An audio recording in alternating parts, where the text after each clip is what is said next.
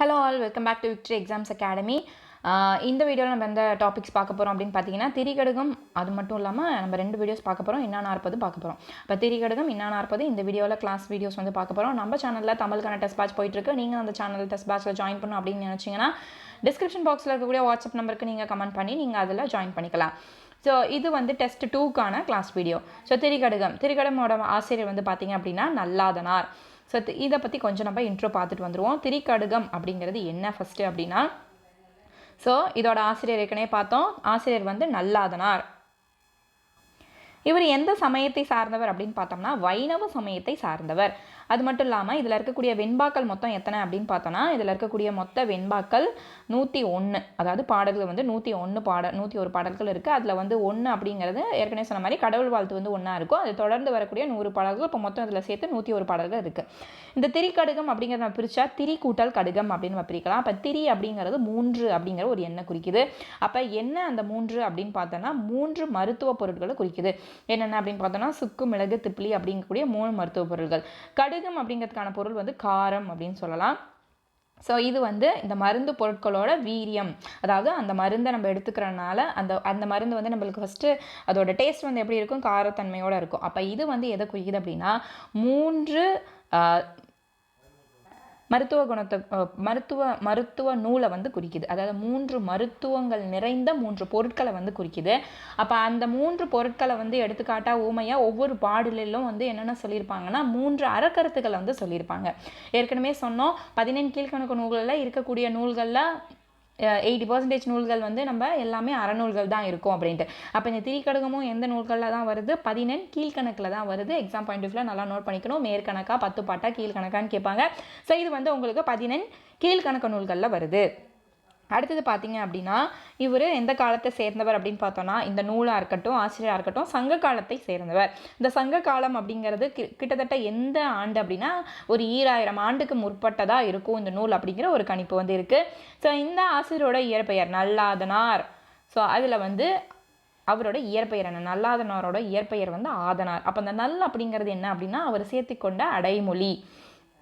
So நல்ல கருத்துக்களை வந்து அவர் என்றைக்குமே வழிமொழிவார் அப்படிங்கிற அந்த நல் அப்படிங்கிற அடைமொழியை தன்னோட இயற்பெயரான ஆதனாரோட அவர் சேர்த்துக்கிட்டாரு. ஸோ அதுதான் வந்து அவரோட பெயர் நல்லாதனார். இப்போது நம்ம படிக்கக்கூடிய டாபிக் வந்து திரிகடுகம். ஸோ திரிங்கிறது 3. ஸோ அந்த இதையும் நீங்கள் பார்த்துக்கணும். கடுகம் அப்படிங்கிறதுக்கான பொருள் என்ன. அப்போ திரிகடுகம் ஆசிரியனாலே நல்ல கருத்துக்களை வந்து திரிகடுகம் மூலம் அந்த 3 மருத்துவ பொருட்கள் மூலம் அவர் சொல்கிறாரு. ஸோ திரிங்கிற 3 மருத்துவ பொருட்கள் நல்ல பொருட்களை சொல்கிறதுனால அந்த ஆசிரியர் நல்லாதனார் அப்படிங்கிற ரிலேட்டபிளாக நீங்கள் படிச்சுக்கணும். திரினா 3 நல்ல பொருட்கள், 3 நல்ல கருத்துக்கள். அப்போ 3 நல்ல அப்படின்னு வர்றதுனால அந்த அடைமொழியான நல்ல அப்படிங்கிறத சேர்த்துக்கணும். அப்போ நல்ல அப்படின்னு தொடங்கக்கூடிய ஆசிரியர் பேர் நல்லாதனார். அடுத்தது 14 கீழ்கணக்கு நூல்களில் உயிர் மருத்துவ நூல் அப்படின்னு அழைக்கக்கூடிய நூல் எது அப்படின்னு பார்த்தோம்னா இதை வந்து நம்ம திரிகடுகத்தை சொல்லலாம். இது வந்து எக்ஸாம் பாயிண்ட் ஆஃப் வியூவில் ரொம்ப இம்பார்ட்டன்ட் வந்து நோட் பண்ணிக்கணும். உயிர் மருத்துவ நூல் என்று அழைக்கப்படும் நூல் எது 14 கீழ்கணக்குலையும் கேட்கலாம். இல்லை பொதுவாகவே உயிர் மருத்துவ நூல் அப்படின்னு அழைக்கக்கூடிய நூல் எது அப்படின்னு கேட்டால் திரிகடுகம் நம்ம சொல்லணும். சரி, இதோட வந்து நூல் குறிப்பு ஆசிரியர் குறிப்பு எக்ஸ்ட்ரா வந்து பார்த்தாச்சு. இப்போ நம்ம வந்து டைரெக்டாக பாடலுக்குள்ளே போயிடலாம். நம்மளுக்கு இந்த திரிகடுகம் வந்து உங்களுக்கு 7th செகண்ட் டேர்மில் உங்களுக்கு இது கவர் ஆகும். அதாவது நியூ புக்கில் 7th ஸ்டாண்டர்ட் செகண்ட் டேர்மில் உங்களுக்கு இந்த பாடல் வந்து கொடுத்துருக்காங்க. ஸோ இது பார்த்தீங்கன்னா உங்களுக்கு ஓல்டு புக்கில் இந்த திரிகடுகம் கிடையாது. ஸோ நியூ புக்கில் இருக்கக்கூடிய ஒரு பாட்டு மட்டும் தான் இப்போ நம்ம பார்க்க போகிறோம். ஸோ அந்த திரிகடுகத்தில் நம்மளுக்கு 3 பாடல்கள் வந்து 7thலேயே கொடுத்துருக்காங்க. 2, 3 ஒவ்வொரு பாடல்களுக்கும் தனித்தனி தலைப்பு கொடுத்துருக்காங்க. அதையும் முக்கியமாக நீங்கள் பார்த்துக்கணும். பாடலோட முதல் வரியையும் பார்த்துக்கணும். அது எந்த நூலில் இருந்து இடம்பெற்றிருக்கு அப்படிங்கிறதையும் பார்த்துக்கணும். ஸோ முதல் பாடல் வந்து தூயவர் செயல்கள். ஸோ ஒரு தூயவராக இருக்கக்கூடியவங்க செய்யக்கூடிய 3 நல்ல நற்குணம் நிறைந்த செயல்கள் என்னென்ன அப்படிங்கிறதான் ஃபஸ்ட்டு பார்க்க போகிறோம். உண்பொழுது நீராடி உண்டலும். அப்போ உண்பொழுது நீராடி அப்படின்னா உண்ட பின், அதாவது நம்ம சாப்பிட்றோம் உணவு வந்து எடுத்துக்கிறோம் அப்படின்னா நீராடிய பின் வந்து நம்ம என்ன பண்ணணும், உணவு வந்து எடுத்துக்கணும். அப்போது எழுந்திரிச்சதுமே காலையில் சுத்தபத்தமாக குளிச்சுட்டு தான் அந்த உணவுக்கு ஒரு மரியாதை கொடுத்து நம்ம வந்து சுத்தமாக இருக்கும்போது தான் அதை வந்து அந்த உணவு வந்து நம்ம எடுத்துக்கணும். அதுதான் வந்து ஃபஸ்ட்டு ஒரு அறக்கருத்தாக சொல்கிறாங்க. உண்பொழுது நீராடி உண்டலும், நீராடிய பின் உண்ணணும். என்பெறினும் பால் பற்றி சொல்லா விடுதலும். அடுத்தது செகண்ட் கருத்து என்ன அப்படி சொல்ல வராங்க அப்படின்னு பார்த்தீங்கன்னா, பால் பற்றி அப்படின்னா ஒருத்தர் பட்சமா, ஒரு தலையா. அப்போது எவ்வளோ தான் நம்மளுக்கு வந்து அதில் வந்து பெனிஃபிட்ஸ் இருந்தாலும், நான் உனக்கு இவ்வளோ பண்ணுறேன், இவ்வளோ நிறைய கொடுக்குறேன், நீ எனக்கு சப்போர்ட் பண்ணு அப்படின்னு சொல்லி யாராவது நம்மளை வந்து பொய் சாட்சி சொல்ல சொன்னாலோ, இல்லை வந்து எனக்கு சாதகமாக நீ பேசணும் அப்படின்னு சொல்லி சொன்னாலோ, அதை வந்து நீங்கள் பண்ணக்கூடாது. உங்களுக்கு எவ்வளோ தான் அதில் வந்து பெனிஃபிட்ஸ் ஆதாயம் இருந்தாலும் நீங்கள் ஒருத்தர் சார்ந்து நீங்கள் வந்து பேசக்கூடாது. பொதுவாக தான் நீங்கள் இருக்கணும். எதில் உண்மை இருக்கோ அதில் தான் நிற்கணும். ஒரு தலைபட்சமாக முடிவு இருக்கக்கூடாது. அதுதான் பால் பற்றி சொல்லா விடுதலும். அவங்களுக்காக நீங்கள் வந்து என்றைக்கும் பேசக்கூடாது.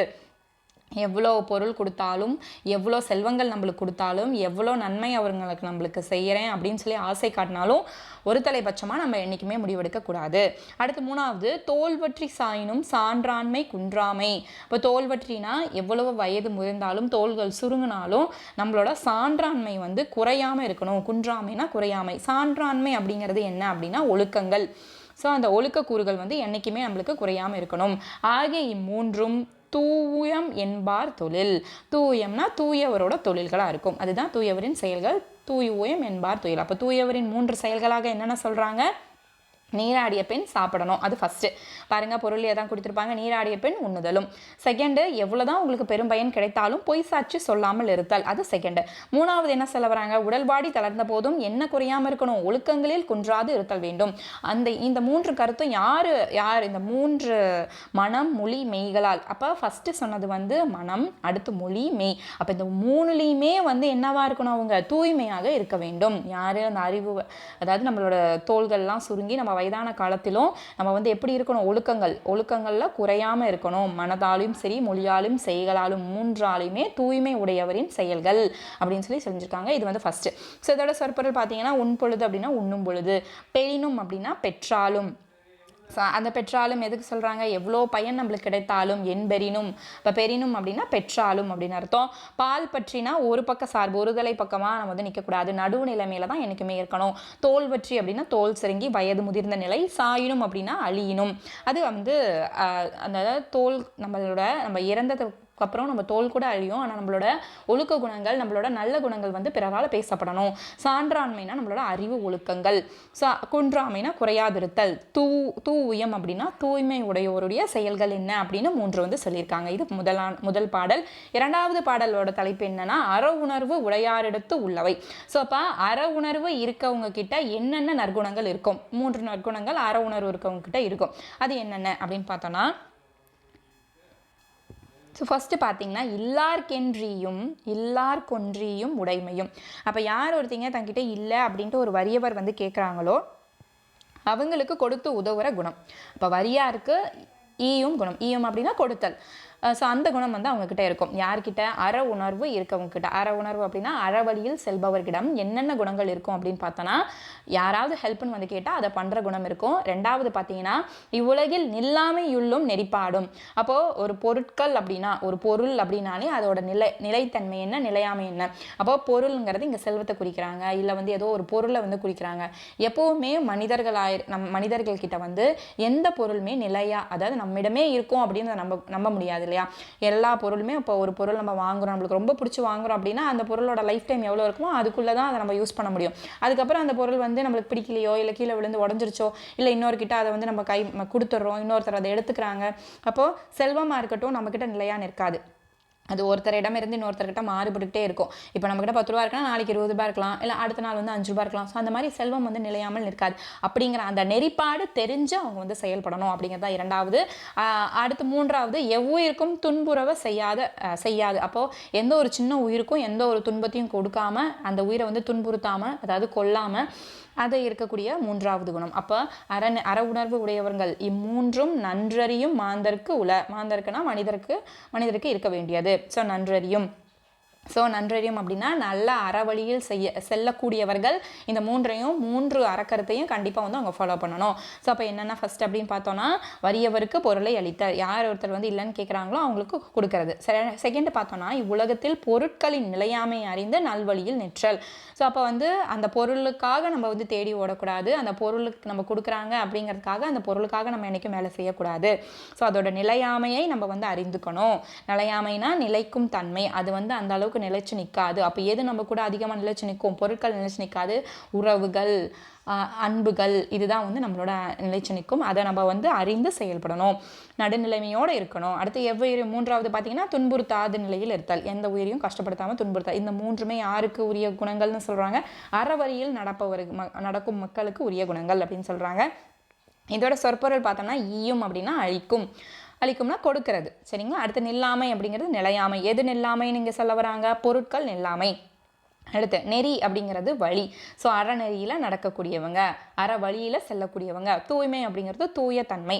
ஸோ இதுதான் வந்து தூய 3 விஷயங்கள் அறநெறியில் நடக்கக்கூடியவர்களுக்கு. அப்போ ஃபஸ்ட்டோட தலைப்பு என்ன பார்த்தோம்? நம்ம முதல் பாடலோட தலைப்பு வந்து தூயவரின் செயல்கள். தூயாக இருக்கவங்க என்னென்ன மாதிரினா 3 செயல்களை செய்வாங்க அப்படின்னு பார்த்தோம். ரெண்டாவது பார்த்தீங்கன்னா அறநெறியில் நடக்கக்கூடிய, அற வழியில் நடக்கக்கூடியவங்க கடைபிடிக்க வேண்டிய பயன்படுத்தும் 3 குணங்கள் என்னென்ன அப்படின்னு பார்த்தோம். மூன்றாவது பாடல் புதரில் விதைத்த விதை. இதுக்கு என்ன அர்த்தம் அப்படின்னு பார்த்தீங்கன்னா, இப்போ புதர் அப்படிங்கிறது எல்லாருக்குமே தெரியும். அந்த புதரில் கொண்டு போய் நம்ம ஒரு விதையை விதைச்சோம் அப்படின்னா அந்த விதையோட தன்மை, அது வந்து செடி வந்து வராது, அந்த பூக்கள் பூக்காது. செடியே வராமல் போது பூக்கள் எப்படி பூக்கும்? அப்போ அது வந்து ஒரு யூஸ்லெஸ்ஸான ஒரு விஷயம், வேஸ்ட்டாக போகக்கூடியது அப்படின்னு சொல்கிறாங்க. அப்போ எந்தெந்த செயல்கள்லாம் இந்த மாதிரி வேஸ்ட்டு, அது பயனே தராது அப்படின்ட்டு ஒரு 3 விஷயங்களை சொல்கிறாங்க. என்னென்ன அப்படின்னு பார்த்தோன்னா, ஸோ ஃபர்ஸ்ட் வந்து முறை செய்யான் பெற்ற தலைமையும். ஸோ 3 பாடலுக்குமே வரிகளை வந்து பார்த்துக்கணும். எந்த வரிகள் வேணாலும் கேட்டு இது எந்த பாடல்னு சொல்லி கேட்க வாய்ப்பு இருக்குது கொஷின்ஸ் பாயிண்ட் ஆஃப் வியூவில். ஸோ அப்போ வந்து முறை செய்யான் அப்படின்னா அற வழியில் செல்லாதவன், அதாவது நெறி தவறி நடப்பவன். அதாவது பொருள் என்ன சொல்லலாம்னா, முறை செய்யான் பெற்ற தலைமையும். இதுக்கு என்ன நம்ம எக்ஸாம்பிள் சொல்லலாம்னா, இப்போது ஒரு தலைமை பொறுப்பில் இருக்கக்கூடிய, ஒரு பதவியில் இருக்கக்கூடிய, எக்ஸாம்பிளுக்கு நம்ம அந்த காலத்து எடுத்துப்போம். இப்போ ஒரு மன்னனாக இருக்காங்க அப்படின்னா அந்த மன்னர் வந்து அறம் தவறாது செயல்பட வேண்டும், நடுநிலைமையோடு இருக்க வேண்டும். யாருக்குமே பாரபட்சம் பார்க்காம என்ன தீர்ப்போ, அதாவது நடுநிலைமையோட யார் உண்மையாலுமே தவறு செஞ்சுருக்காங்க, யார் வந்து தவறு செய்யாதவங்க அப்படிங்கிறத ஜஸ்டிஃபிகேஷன் வந்து கரெக்டாக அவங்க கொடுக்கணும். அப்போ என்றைக்குமே ஒரு பதவியில் இருக்கக்கூடிய, ஒரு தலைமை பொறுப்பில் இருக்கக்கூடிய ஒருத்தர் வந்து என்றைக்குமே என்ன தவறாமல் இருக்கணும்? அறம் தவறாது இருத்தல் வேண்டும். அது அவன் தவறிட்டான் அப்படின்னா, ஒரு தீர்ப்பே ஒரு மன்னர் வந்து தப்பாக சொல்லிட்டாங்க அப்படின்னா அவனோட தலைமை ரொம்ப நாளைக்கு நீடிக்காது.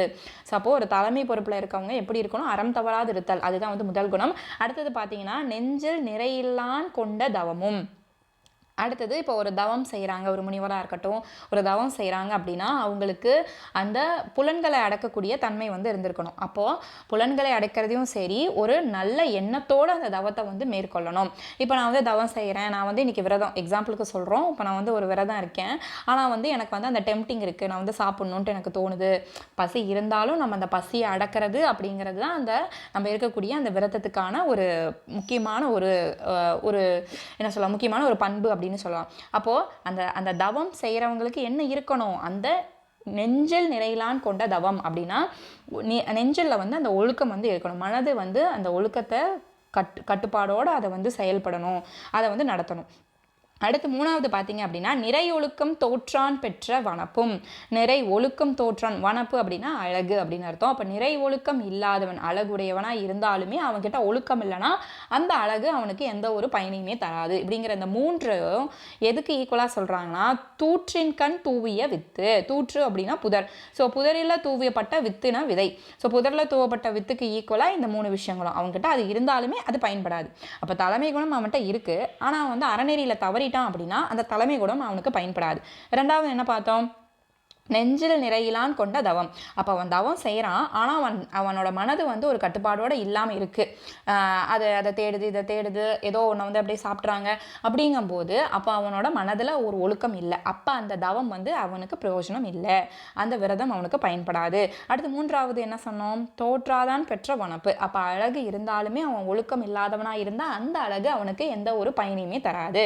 ஸோ அது எதுக்கு ஈக்குவலாக சொல்கிறாங்க? புதரில் தூவப்பட்ட ஒரு விதைக்கு ஈக்குவலாக சொல்கிறாங்க. அதுதான் இங்கே பொருளையும் கொடுத்துருக்காங்க. அறம் தவறாது செயல்படும் ஆற்றல் இல்லாதவன் பெற்ற தலைமை வீணா, அது வந்து பயன்படாது. ஒழுக்கம் இல்லாதவன் மேற்கொண்ட தவமும் பயனை தராது.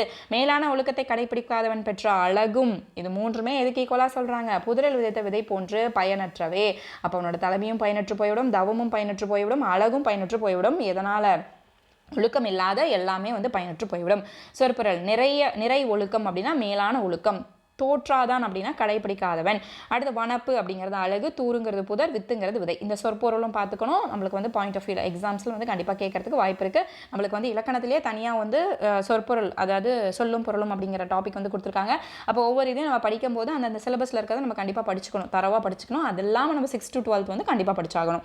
அடுத்து இதோட ஆசிரியர் குறிப்பு ஏற்கனவே பார்த்தோம். திரிகடுகத்தின் ஆசிரியர் வந்து நல்லாதனார். இவர் வந்து எந்த மாவட்டத்தில் பிறந்திருப்பார் அப்படின்னா திருத்தூர் என்னும் ஊர், திருநெல்வேலி மாவட்டத்தில் இருக்கக்கூடிய திருத்து அப்படிங்கிற ஊரில் வந்து பிறந்தவர் அப்படின்னு ஒரு சாரர் வந்து சொல்கிறாங்க.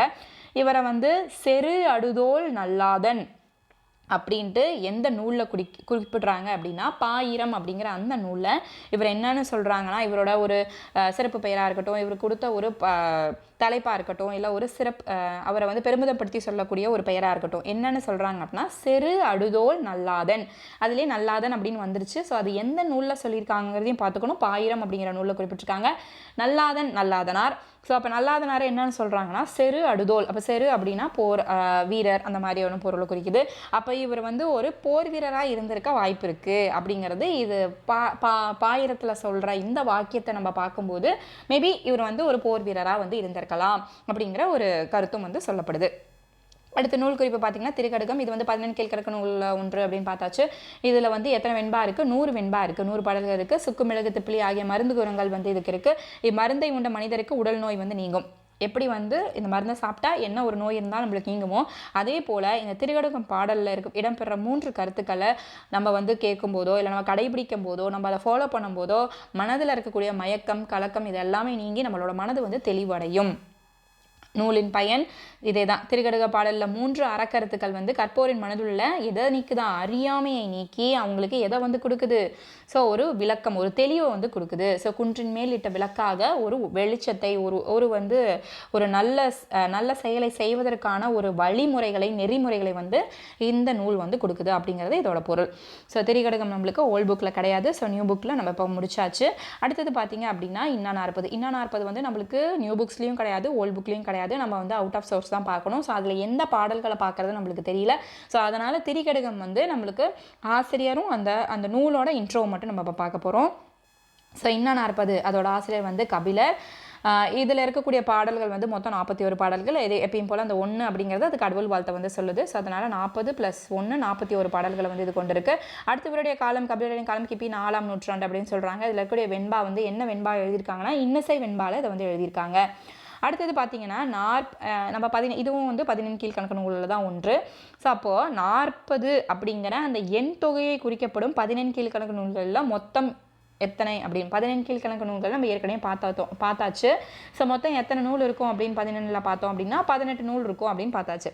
அந்த 18 நூல்லையும் இருக்கக்கூடிய அந்த தலைப்பு இப்போ வந்து திரிகடுகம், இன்னா 40, இனியவை 40, அதுக்கப்புறம் நம்ம ஏற்கனவே பார்த்தோம் பல மொழிக்காஞ்சு, இந்த மாதிரியான நூல்கள்லாம் வந்து அந்த 18 நூல்களோட தலைப்பாக இருக்கும். ஸோ அதில் 40 அப்படிங்கிற அந்த எண் நம்பரை கொண்டு முடியக்கூடிய நூல்கள் எத்தனை அப்படின்னு பார்த்தோன்னா 4 நூல்கள் வந்து அந்த 40 அப்படிங்கிற நம்பரை கொண்டு முடியுது. ஃபார் எக்ஸாம்பிளுக்கு கார் 40, களவழி 40, இன்னா 40, இனியவை 40 அப்படிங்கிற 40 அப்படிங்கிற அந்த எண்களை கொண்டு முடியக்கூடிய பாடல்கள், செய்யுள்கள் மொத்தம் எத்தனை வந்து 14 கீழ்கணக்கில் இருக்குது அப்படின்னு கேட்டால் மொத்தம் 4 நூல்கள் வந்து இருக்குது. அதில் கார் 40 அப்படிங்கிறது அகம் சார்ந்த நூல். களவழி 40 அது ஏற்கனவே பார்த்தோம், ஒரே ஒரு நூல் மட்டும்தான் அந்த 14 கீழ்கணக்கில் இருக்கிறதுலே புறநூலாக இருக்கும். அது வந்து களவழி 40 நம்ம ஏற்கனவே பார்த்தாச்சு. அடுத்து இன்னா 40, இனியவை 40 அறம் சார்ந்த நூல். இப்போ நம்ம பார்க்குறதும் இதே தான், இன்னா 40 தான் பார்க்கக்கூடிய. அது வந்து எந்த கருத்தை வந்து கூறுது அப்படின்னு பார்த்தா அறக்கருத்தை வந்து அது கூறுது. ஸோ அகம் சார்ந்த நூலில் அது வருது. அடுத்தது பார்த்தீங்கன்னா ஒவ்வொரு பாடலில் மொத்தம் எத்தனை கருத்துக்களை வந்து இந்த இன்னா 40 சொல்லுது அப்படின்னு பார்த்தீங்கன்னா மொத்தம் 4 கருத்துக்களை சொல்லுது. இன்னா 40 சரிங்களா. அப்போ இன்னா 40 இன்னா அப்படின்னா தவறான கருத்து. ஸோ தவறாக இதெல்லாம் நம்ம எதுவும் பண்ணக்கூடாது, செய்யக்கூடாத செயல்களை தான் இந்த இன்னா 40 சொல்லுது. இப்போ நம்ம அங்கே பார்த்தோம் இல்லையா, எதில் பார்த்தோம், இப்போ திரிகடுகத்தில் பார்த்தோம் 3 பின்பற்ற வேண்டிய கருத்துக்கள், இதெல்லாம் அவங்க செய்யணும் அப்படிங்கிற கருத்துக்களை சொல்லுவாங்க. இதில் இன்னாத கருத்துக்கள் என்னென்னவோ அதுதான் கூறப்படுது. இதோட கடவுள் வாழ்த்துல ஆசிரியர் வந்து யாரெல்லாம் பாடியிருப்பாருன்னா சிவன், பலராமன், திருமால், முருகன் இவங்களை வந்து வணங்கி இந்த பாடலை வந்து ஆரம்பிச்சிருப்பாரு. இதனால் கபிலரை வந்து சமய பொதுநோக்கு உடையவர் அப்படின்னு சொல்லணும். ஏன்னா மற்றதெல்லாம் பார்த்தீங்கன்னா அந்த ஆசிரியர் வந்து ஒரு கடவுளை தான் வழிபட்டிருப்பாங்க. இதில் வந்து பல கடவுளை வழிபட்டிருக்கனால கபிலர் வந்து சமய பொதுநோக்கு உடையவர் அப்படிங்கிற தகவல் வந்து இதில் தெரியாகுது. அப்போது இந்த இன்னா 40 இருக்கக்கூடிய சிறந்த வரிகள் அப்படின்னு நம்ம சொன்னால் ஒரு 3 வரிகளை சொல்லலாம். தீமையுடையார் அயலிருந்தல் இன்னா. ஸோ தீமையுடையார் வந்து நம்ம பக்கத்துலேயும் சரி தூரத்துலேயும் இருக்கவே கூடாது. ஸோ தீமையுடையவங்களாம் நம்ம இருக்கவே, இது வந்து ஒரு முக்கியமான ஒரு வரி. அடுத்து இன்னா ஈன்றாலை உம்பாவிடம், இது 2வது. அடுத்து 3வது அடைக்கலம் பவுதல் இன்னா. இப்போ பார்த்தீங்கன்னா ஒவ்வொரு வரியிலையுமே இது வந்து இன்னா நாற்பதுடைய பாடலா அப்படின்னு நம்ம எப்படி தெரிஞ்சுக்கிறது அப்படின்னா, இந்த இன்னா அப்படிங்கிறது ஆரம்பத்துலையோ இல்லை முடிவுலையோ இல்லை நடுவுலையோ எங்கேயா ஒன்று வந்துடும். ஸோ அதை வச்சு இது வந்து எந்த செயலை சேர்ந்தது அப்படின்னு பார்த்தா இன்னா 40 அதில் சேர்ந்தது அப்படின்னு நம்ம ஈஸியாக கண்டுபிடிச்சிக்கலாம். இது ஒரு க்ளூவும் கூட. மொத்தமாக இந்த இன்னா 40ல் எத்தனை கூடாத செயல்கள், இன்னா செயல்கள், செய்யக்கூடாத செயல்களை சொல்கிறாங்க அப்படின்னு பார்த்தா 164 கூடாத செயல்களை இந்த நூல் வந்து வலியுறுத்துது. நம்மளுக்கு வந்து இருக்கக்கூடிய மொத்த பாடல்கள் வந்து எத்தனைன்னு பார்த்தோம், 40 பாடல்கள் தான். அது கடவுள் வாழ்த்தோடு சேர்த்து 41 தான் இருக்குது. அந்த 41லையுமே எத்தனை இதை சொல்லிடுறாங்க, 164 கூடாத செயல்களை வந்து சொல்லிடுறாங்க. இங்கே எக்ஸாம்பிளுக்கு நான் வந்து ஒரு பாட்டு கொடுத்துருக்கேன். ஸோ இது வந்து ஆன்ற வித்த சான்றோரு பேதை புகழின்னா மான்றிருண்ட போல்தின் வளங்கள் பொதின்னா நோன்ற விந்து வாழாதார் நோன்பின்னா வாங்கினா ஈன்றாலை யோம்பா விடல் அப்படிங்கிறது இது வந்து இன்னா 40ல் இருக்கக்கூடிய ஒரு ரொம்ப இம்பார்ட்டண்ட்டான பாடல். ஸோ இந்த பாடலுக்கான பொருள் என்ன அப்படின்னு பார்த்தோன்னா இதில் 4 கருத்துக்கள் சொல்கிறாங்க. ஸோ இந்த 4 கருத்துக்களும் ஒரு மனிதனோட வாழ்வில் கொடுக்கக்கூடிய ஒரு 4 துன்பத்துக்கு வழிவிடக்கூடிய விஷயமா இருக்குது. ஸோ அப்போ அதை நம்ம கண்டிப்பாக தவிர்த்தே ஆகணும். என்னென்ன விஷயங்களை தவிர்க்கணும் அப்படின்னு பார்த்தோன்னா, ஃபஸ்ட்டு அறிவர் சிறந்தவர்கள் எந்த சபையில் இருக்காங்களோ அந்த சபையில் அறிவில்லாதவன் புகுவது அந்த அறிவில்லாதவனுக்கு எதை தரும், துன்பத்தை தரும். அப்போ அந்த மாதிரியான செயலை செய்யவே கூடாது. அறிவு நிறைந்த சான்றோர் இருக்கக்கூடிய ஒரு சபையில் அறிவில்லாதவன் அங்கே செல்லும் போது அவனுக்கு கண்டிப்பாக அது துன்பத்தை தான் தரும். அது தவிர்க்க வேண்டிய செயல். அடுத்தது இருட்டிய பின்னர் வழியில் செல்லும் போது பெரிதும் துன்பம். ஸோ அந்த வழியில் வந்து இருட்டினதுக்கு அப்புறம் செல்லக்கூடாது. இது வந்து அந்த காலத்துக்கு ஏற்ற மாதிரி சொல்லியிருக்காங்க. ஸோ அது வந்து நல்ல குணங்களுக்கும் சொல்கிறாங்க, தீய குணங்களுக்கும் சொல்கிறாங்க. ஸோ இருட்டிய பின் வழியில் செல்வது பெரிதும் துன்பத்தை தரும். அடுத்த 3வது விஷயம், துன்பத்தை தாங்கும் ஆற்றல் இல்லாதவனுக்கு தவம் துன்பம் தரும். ஒருத்தன் தவம் செய்கிறான் அப்படின்னா அவனுக்கு என்ன மாதிரியான துன்பம் வந்தாலும் அந்த தவத்திலேருந்து களையாமல் அந்த தவத்தை மேற்கொள்ளணும். அப்போ துன்பத்தை தாங்கக்கூடிய வலிமை அவனுக்கு இல்லாத போது அவன் அந்த செயலை மேற்கொண்டான், அந்த தவத்தை மேற்கொண்டான் அப்படின்னா அவனுக்கு கிடைக்கக்கூடிய துன்பம் தான். அப்போ அவன் தவமே செய்யாமல் இருக்கணும். அதுக்கான கேப்பபிலிட்டி அவனுக்கு இருந்தால் மட்டுமே அவன் பண்ணணும். அந்த துன்பத்தை தாங்கக்கூடிய ஆற்றல் வந்து அவனுக்கு இருந்தால் அந்த தவம் வந்து அவனுக்கு நல்லதாக இருக்கும். இல்லைனா அந்த தவம் அவனுக்கு என்ன தான் தரும், துன்பத்தை தான் தரும். அப்போ அதை தவிர்க்கணும். அடுத்து பெற்ற அன்னையை என்றைக்குமே பேணி காக்கணும். அவங்கள வந்து அந்த மாதிரி நம்ம விட்டுறக்கூடாது. ஸோ அப்படி விடுவதும் துன்பத்தை தரும். ஸோ இந்த மாதிரியான ஒரு 4 கருத்துக்களை வந்து மனித வாழ்வில் துன்பத்திற்கு வழிவிடக்கூடிய ஒரு 4 விஷயங்கள் அப்படின்னு சொல்கிறாங்க. அடுத்தது பார்த்தோம் அப்படின்னா, இந்த பாடல்கள் எல்லாமே முடியும் போது நம்ம ஏற்கனவே சொன்ன மாதிரி அந்த இன்னாத அப்படிங்கிற அந்த இது வந்து இருக்கும். ஸோ இந்த பாடலை பொறுத்த வரைக்கும் ஃபஸ்ட்டு அவங்க சொல்கிறது வந்து அதாவது காரணத்தை சொல்லிடுவாங்க. துன்பம் வந்து எதாவது தரும், அடுத்தது தான் அதுக்கான அப்போ நீ அதை பண்ணக்கூடாது அப்படிங்கிற அதுக்கான சொல்யூஷனாக சொல்கிறாங்க. ஃபஸ்ட்டு துன்பத்தை சொல்லி அதுக்கப்புறம் அதை வந்து செய்யக்கூடாது அப்படிங்கிற இன்னா செயலை வந்து நம்மளுக்கு சொல்லிடுறாங்க. ஸோ இன்றைக்கி நம்ம வந்து 2 டாபிக்ஸ் வந்து பார்த்து முடிச்சிருக்கோம். ஸோ இன்னா 40 மற்றும் திரிகடகம் வந்து இன்றைக்கி முடிஞ்சிச்சு. ஸோ அடுத்த நெக்ஸ்ட் வீடியோவில் வந்து உங்களுக்கு அடுத்து கவர் ஆகக்கூடிய 2 டாபிக்ஸ் வந்து உங்களுக்கு வரும். ஸோ இதே போல் நீங்கள் தமிழ் டெஸ்ட் பேட்சில் நீங்கள் ஜாயின் பண்ணணும் அப்படின்னு நினச்சிங்கன்னா உங்களுக்கு கீழே டிஸ்கிரிப்ஷனில் காண்டாக்ட் நம்பர் இருக்குது. ஸோ நீங்கள் அதில் எனக்கு டெக்ஸ்ட் பண்ணி நீங்கள் ஜாயின் பண்ணிக்கலாம். ஸோ இதோட PDF உங்களுக்கு கொடுத்துருவோம். ஒவ்வொரு டெஸ்ட்லையுமே உங்களுக்கு 100 கொஷின்ஸ் வந்துடும். ஸோ நீங்கள் நம்மளோட ஷெடியூலை ஃபாலோ பண்ணிங்கனாலே கரெக்டாக தமிழை வந்து நம்ம படித்து முடிச்சிடலாம். ஸோ நான் எங்கேயுமே புக்ஸ் இல்லைன்னு சொல்லி நீங்கள் ஃபீல் பண்ண தேவையில்ல. நாங்கள் மெட்டீரியல்ஸ் கொடுத்துறோம், டெஸ்ட் கொஷின்ஸும் உங்களுக்கு அதிகமாக ப்ரொவைட் பண்ணிடுறோம். ப்ளஸ் உங்களுக்கு கிளாஸஸ் வீடியோஸும் தெளிவாக எடுத்துறோம். வேறு ஏதாவது டவுட்ஸ் இருந்தாலும் நீங்கள் வந்து எங்களை கமெண்ட் பண்ணலாம். ஸோ நாங்கள் அதை கிளாரிஃபை பண்ணிடுவோம். ஸோ இது போக உங்களுக்கு நம்மளோட பேட்சோட பெனிஃபிட் என்ன அப்படின்னு பார்த்தீங்கன்னா, எல்லாமே கண்டென்ட் முடியும் போது உங்களுக்கு வந்து ப்ரீவியஸ் இயர் கொஷின்ஸும் நாங்கள் வந்து அப்பப்போ அப்டேட் பண்ணிடுவோம். அதுக்கான PDF உங்களுக்கு நாங்கள் கொடுத்துருவோம். ப்ளஸ் அது இல்லாமல் வந்து உங்களுக்கு 6th to 10th இருக்கக்கூடிய நியூ புக்கில் இருக்கக்கூடிய ஒவ்வொரு இயலும் அந்த இயர்லேருந்து ஒரு 25 கொஷின்ஸ் எடுத்து உங்களுக்கு ஒரு கொஷின் பேங்க்காக வந்து நாங்களுக்கு கொடுத்துருவோம். கிட்டத்தட்ட அதுலேயே வந்து உங்களுக்கு 2000 கொஷின் மேலே இருக்கும். ஸோ அப்போ நீங்கள் என்ன பண்ணலாம் அப்படின்னா, சிலபஸை முடிச்சுட்டு ஸோ அந்த கொஷின் பேங்க்கையும் நீங்கள் ஒரு வாட்டி நீங்கள் ரிவைஸ் பண்ணி பார்த்துக்கலாம், டெஸ்ட் அட்டன் பண்ணி பார்த்துக்கலாம். ஸோ இது பார்த்தீங்க அப்படின்னா உங்களுக்கு டெஸ்ட் பேட்ச்லேயும் வந்து இதுதான் வந்து உங்களுக்கு போன டெஸ்ட் பேட்சில் வந்து நாங்கள் வந்து ப்ரொவைட் பண்ணியிருப்போம். ஸோ அதாவது டெஸ்ட் பேட்சுக்கு தான் இந்த அமௌண்ட் வந்து வாங்கிட்டு இந்த கொஷினுக்காக தான் நம்ம வந்து டெஸ்ட்டே அட்டன் பண்ணுறோம், பேட்சே ஜாயின் பண்ணுறோம். ஸோ அந்த கொஷினே உங்களுக்கு வந்து நாங்கள் 6th to 10th இருக்கிறதே ஃப்ரீயாக நம்ம பேட்சில் கொடுத்துட்றோம். ஸோ நீங்கள் நம்ம பேட்சில் மறக்காமல் ஜாயின் பண்ணிக்கோங்க. நிச்சயமாக வந்து 3 months வந்து பிளான் பண்ணிக்கோங்க. அந்த 3 monthsல வந்து தெளிவாக உங்களுக்கு எல்லாமே முடிச்சிருவோம். ஸோ நீங்கள் கரெக்டாக இதை ஃபாலோ பண்ணி டைம் ஒதுக்கி இதை படிச்சுக்கலாம். சைட் பை சைட் நீங்கள் வந்து GS and Maths நீங்கள் வேறு ஏதாவது பேட்சில் ஜாயின் பண்ணியிருந்தாலும் சரி, இல்லை நீங்கள் செல்ஃப் ப்ரிப்பரேஷன் பண்ணாலும் சரி, நீங்கள் அதை கண்டினியூ பண்ணி பார்த்துக்கலாம்.